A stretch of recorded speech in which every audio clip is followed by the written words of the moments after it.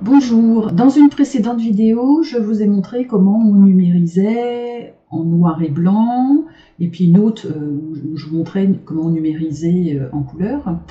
Dans celle en noir et blanc, je ne vous ai pas montré comment on séparait les éléments pour pouvoir les envoyer à la machine de découpe et les couper dans des flex qui sont différents. Donc, on va aller rechercher une image. Donc je vais importer une image, je vais reprendre celle que j'avais faite la dernière fois. Je vais vite la vectoriser. Et voilà notre fichier SGB. Bon, on voit que sur cette image, il n'y a pas plusieurs couches, hein, c'est une image en un seul morceau.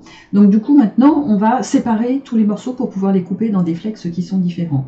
Donc on va cliquer sur notre image, on va faire chemin, et on va faire séparer les éléments. Tous les éléments sont passés en noir, donc on va aller dans les couleurs, on va lui demander de retirer le fond, et par contre, on va lui demander de mettre les contours. Une fois que vous avez fait ça, vous allez vous apercevoir qu'il y a des petits cafouillages. Donc tous ces petits points-là, il faudra les reprendre après dans Canva Workspace. Ou si vous savez faire, dans Inkscape. Hein, c'est ou l'un ou l'autre, on travaillera au point par point, ça fera l'objet d'une autre vidéo. Une fois que vous avez fait ça, donc on fait fichier, enregistrer sous. Moi, je vais prendre ce fichier, enregistrer, je vais le remplacer et on va ouvrir Canva Workspace. Dans Canva Workspace, on va faire fichier SVG et on va aller rechercher notre fichier qui est, voilà, ici, ouvrir. Une fois qu'on l'a ouvert, on va le redimensionner. Je vous ai déjà montré aussi comment on faisait, donc je ne vous le remontre pas. Et on voit que dans les couches, on a plusieurs formes. Donc du coup, maintenant, il va falloir prendre forme par forme et regarder à quoi ça correspond.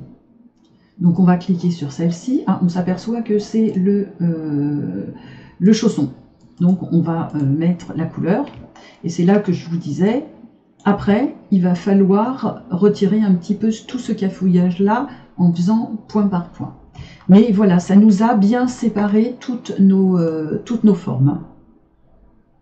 Donc vous pouvez mettre du flex, hein, vous voyez, vous pouvez mettre du flex sur du flex différent pour chaque petit personnage. Voilà, maintenant vous savez faire. À très bientôt. Au revoir. On se retrouve très vite et si cette vidéo vous a plu, n'hésitez pas à liker et à vous abonner.